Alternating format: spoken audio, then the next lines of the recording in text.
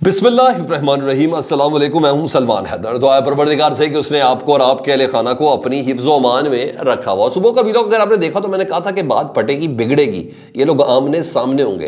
अनवारुल हक काकड़ साहब की गिरफ्तारी का मुतालबा मुस्लिम लीग नून की तरफ से आना शुरू हो गया जी। इनके रहनुमा अब अनवारुल हक काकड़ साहब की गिरफ्तारी का मुतालबा करने जा रहे हैं।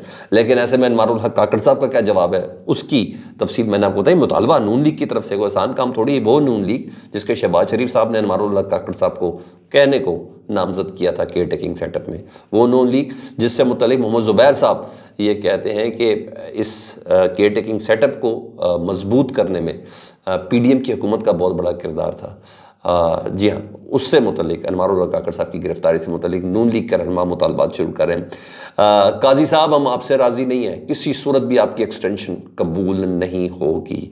बहुत बड़ा मुतालबा है जी, और एक बहुत बड़ी तहरीक की जानिब ये आवाज़ बुलंद हो रही है। को मुतालबा करने वाले कोई छोटा बंदा नहीं, और बड़ी एम्बैरसिंग सिचुएशन होगी अगर काजी फ़ायज़ ईसा साहब ने अपनी एक्सटेंशन कबूल कर ली तो।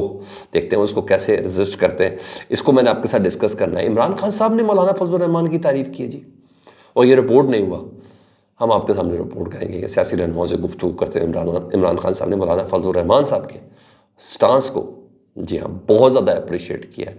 उसकी डिटेल भी आपके सामने रखता हूँ। बड़ी मज़ेदार खबरें हैं आपके सामने। तफसीर पे जाने से पहले रिक्वेस्ट के चैनल देख रहे हैं तो चैनल सब्सक्राइब कर दें, बेल आइकॉन दबा दें। जिनको नोटिफिकेशन मौसूल नहीं हो रहा वो अनसब्सक्राइब करके दोबारा सब्सक्राइब कर दें ताकि उनको नोटिफिकेशन मिलना शुरू हो जाए, क्योंकि कुछ ऐसा हुआ है जिसके वजह पे बहुत से लोग मुझे कमेंट सेक्शन में बताते हैं कि नोटिफिकेशन उनको नहीं मिल रहा है। ले जी, सेनेटर हामिद खान साहब पाकिस्तान तहरीक इंसाफ के रहनुमा है, लेकिन उससे पहले एक बहुत बड़े वकील हैं और सुप्रीम कोर्ट के वकील हैं। वो जो दो ग्रुप रन नहीं होते, हामिद खान ग्रुप के ने सुप्रीम कोर्ट बार की चेयरमैनशिप संभाल ली, सदर सुप्रीम कोर्ट का बन गए, और दूसरा आसमा जहांगीर ग्रुप। तो हामिद खान ग्रुप जिस ग्रुप के सरबराह हैं उसका नाम है सेनेटर हामिद खान साहब, और जो बार की चेयरमैनशिप की नुमाइंदगी देते हैं लोगों को जी। तो कोई छोटा मोटा नाम नहीं है, बाकायदा मशवरों के लिए सुप्रीम कोर्ट इनको बुलाती है। और वज़ीर कानून साहब ने एक दिन पहले आज़म नज़ीर तारड़ साहब ने उन्होंने कहा था कि इस बात की तस्दीक तो उन्होंने कर दी थी कि काजी फ़ाइज़ ईसा साहब की एक्सटेंशन वाला जो मामला है ना, वो अभी तक मेरे पास आया नहीं, लेकिन मैं इस ऑप्शन को मुस्तरद नहीं कर सकता।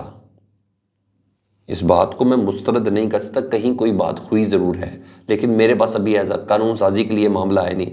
मतलब तजवीज़ है, उन्होंने बात करके बताया कि इस पर काम हो रहा है, मतलब एक्सटेंशन देनी है ना। उस पर पाकिस्तान तहरीक इंसाफ ने बाकायदा तौर पर लाइन बनाना शुरू कर दी, लाइन लेना शुरू कर दिया, बयानिया बनाना शुरू कर दिया। हामिद खान साहब, सेनेटर हामिद खान साहब ये कहते हैं कि हम किसी सूरत चीफ जस्टिस साहब की मुलाजमत में तोसी को कबूल नहीं करेंगे। ये वकला फर्टर्निटी का एक बहुत बड़ा नाम। वो कहते हैं किसी सूरत भी जस्टिस काजी फ़ाइज़ ईसा साहब या चीफ जस्टिस साहब जो भी हैं उनकी एक्सटेंशन तोसी को कबूल नहीं करेंगे। मतलब अगर ये हुआ तो ये एक बहुत बड़ी, जिसे कहते हैं, चिंगारी होगी वकला तहरीक के हवाले से। और आइंदा दिनों में आपको पता पाकिस्तान तहरीक इंसाफ जुडिशल सेमिनार भी मुनक्कद करी है इस्लामाबाद में, जिसके लिए एतजाज़ हसन साहब ने रजामंदी ज़ाहिर कर दी है, जिसके लिए जमात इस्लामी के सरबराह के पास भी गए। तो और वो बड़ा काम होने वाला है, तो उसमें बड़ा मौका मिल जाएगा इसको टेकअप करने का। और काजी फ़ाइज़ साहब के लिए बड़ी एम्बैरेसमेंट होगी अगर इतनी बड़ी तादाद में लोगों ने कह दिया कि हम आपकी जो एक्सटेंशन है उसको कबूल नहीं करते। तो डेफिनेटली काजी फ़ाइज़ साहब को भी सेंस लेनी पड़ेगी, और देखते हैं वो इस मुतालबे को कैसे देखते हैं। या तो खुलकर सामने आ जाएंगे या डेफिनेटली कोई पोजीशन तो उनको वाज़ेह करनी पड़ेगी। दूसरा, पाकिस्तान तहरीक इंसाफ ने ना मखसूस नशस्तों पर आपको पता दरख्वास्त दी थी, और इस सिलसिले में 3 मुलाकातें भी की थी। रजिस्ट्रार सुप्रीम कोर्ट से मुलाकात की, डिप्टी रजिस्ट्रार सुप्रीम कोर्ट से मुलाकात की। रजिस्ट्रार से मुलाकात हुई तो काजी साहब कराची में थे, और उनसे बात करके पता चला कि हम इसको जल्द समाअत के लिए मुकर्रर करेंगे मखसूस नशस्तों वाला मामला। तो मखसूस नशस्तों वाले मामले पर फिर बेंच तश्कील दे दिया। 8 मई की तारीख दी गई, यानी بدھ کی تاریخ کی، اور اس میں جسٹس منصور علی شاہ صاحب کی سربراہی میں یہ بینچ تشکیل دیا گیا جو پی ٹی آئی کی مخصوص نشستوں کے اوپر سماعت کرے گا. جسٹس محمد علی مظہر دوسرے جج ہیں، جسٹس اطہر من اللہ صاحب اس کا.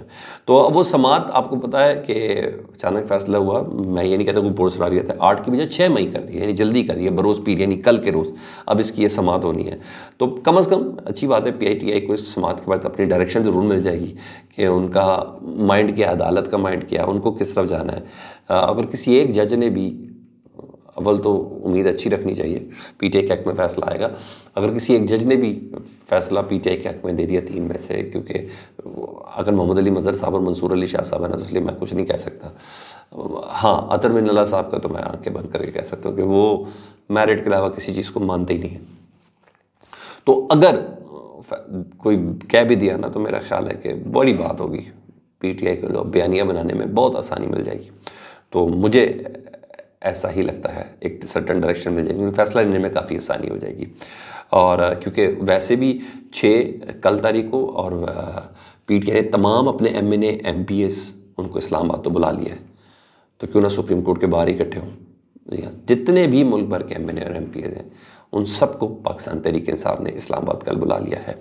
تو ادھر انوار الحق کاکڑ صاحب، جن کو پتا آپ گندم سکینڈل میں اور پھر وہ فارم 45 کو کہا، اگر میں نے منہ کھول دیا تو کسی کو منہ دکھانے کے لائق نہیں رہیں گے. تو وہ کہتے ہیں کہ میرے پاس فوڈ سیکیورٹی کی درخواست آئی تھی، تو میرے معاملات کو ٹوسٹ کیا جا رہا ہے، اگر میرے خلاف کوئی مالی بے ضابطگی ثابت ہوئی تو باقی ماندہ زندگی جیل میں گزاروں گا، اور جو جھوٹے بے بنیاد الزام لگانے والوں کو شرم کرنی چاہیے. مطلب فوڈ سیکیورٹی پر ڈال دیا.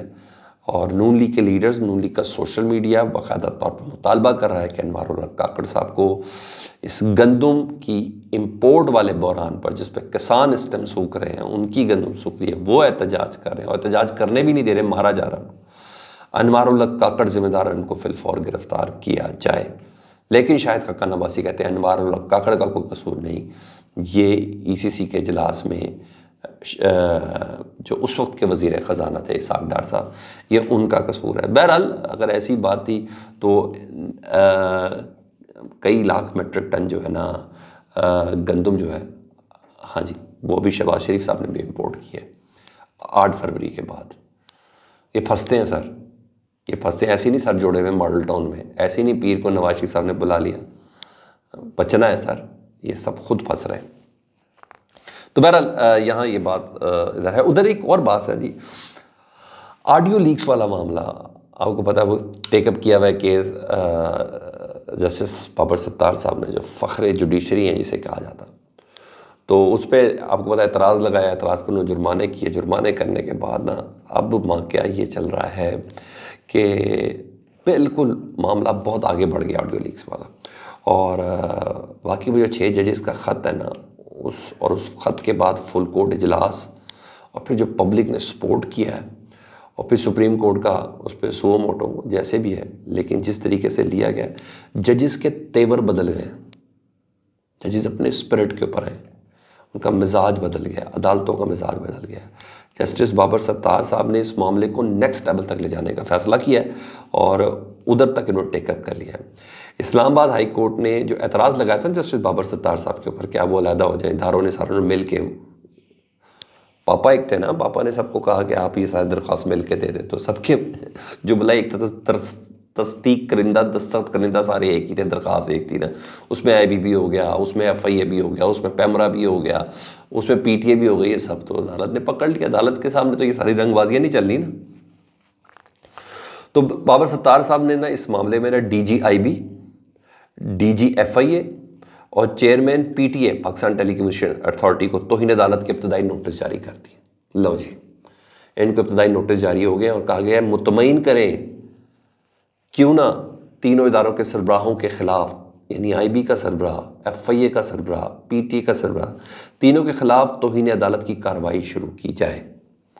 عدالت نے درخواست نے ایک اکٹھی مہم کا حصہ اور بدنیتی پر مبنی قرار دیتے ہوئے 42 صفحات پر مشتمل یہ فیصلہ دیا، جس میں PEMRA, P T A, I B اور ایف آئی اے کے وہ افسران جن کی اتھارٹی پر یہ درخواست دی گئی، ان تمام کو کہا ہے کہ آپ نے ذاتی حیثیت میں 5 لاکھ روپیہ جرمانہ رجسٹرار اسلام آباد ہائی کورٹ کے سامنے جمع کروا دیں. ان 5-5 لاکھ کا ہم کیا کریں گے، یہ جو مین درخواست ہے اس کے فیصلے کے بعد ہی کیا جائے گا۔ سر اس سے پہلے ڈپٹی کمشنر کو وہ توہین عدالت کا نوٹس جاری کر چکے، ان کو جو کر چکے ہیں، بابر ستار صاحب جرمانہ بھی کر چکے ہیں، اور بابر ستار صاحب مکمل طور پر کریز سے باہر آ گئے، ٹھیک ہے۔ اور میرا خیال ہے باقی ججز کو سبق سیکھنا چاہیے، ان سے لیسن لینا چاہیے، ان سے انسپریشن لینی چاہیے، ان سے کبھی نہ کبھی تو۔ ہاں یہ چیز ہے۔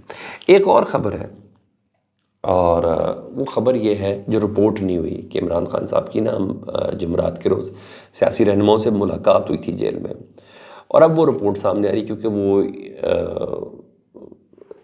وہ رپورٹ یہ ہے کہ عمران خان صاحب نے مولانا فضل الرحمان صاحب کو اپریشیٹ کیا ہے، ان کی تعریف کی ہے ان کے موجودہ سٹانس کے اوپر۔